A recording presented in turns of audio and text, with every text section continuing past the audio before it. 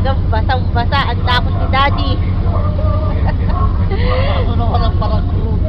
Tapos nawalan pa kami ng krudo. Ay di kung kami lalo nagtagal dyan, ay di kami nalubog.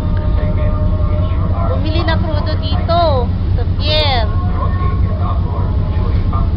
Yan. Kami ngayon ay naglalayag na pauwi. Ayan. Yan ang white, ano ba to? White beach.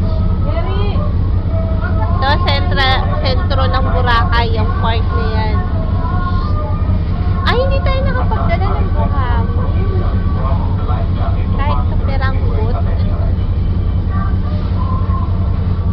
Yan.